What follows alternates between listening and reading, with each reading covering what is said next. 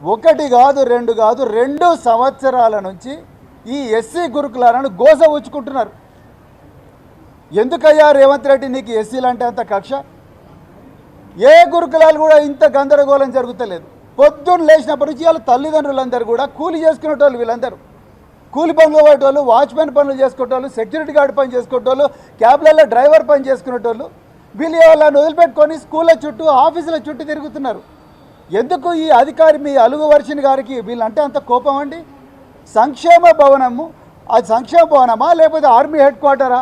వీళ్ళందరూ ఎప్పుడైతే తల్లిదండ్రులుగా వీళ్ళందరూ పోయి మేడం మీరు మా పిల్లలకు అన్యాయం చేస్తున్నారు, అప్పుడున్న ఆఫీసర్లు, ఇదే కాంగ్రెస్ గవర్నమెంట్లో ఉన్న ఆఫీసర్లు కూడా కొంతమంది మమ్మల్ని మంచిగానే చూసుకున్నారు, కానీ మీరు మాత్రం ఎందుకు మేడం మమ్మల్ని ఇట్లనే చూస్తున్నారు అని అడిగితే పోలీసు వాళ్ళని పిలిపించి వీళ్ళని బయటికి గెంటేయడం, సీసీటీవీ కెమెరాలు పెట్టుకోవడం, వీళ్ళను కనీసం కూర్చోబెట్టి కూడా మాట్లాడే సంస్కారం లేని ఆఫీసర్లను ఇవాళ మీరు సాంఘిక సంక్షేమ శాఖలో పెట్టిండ్రు.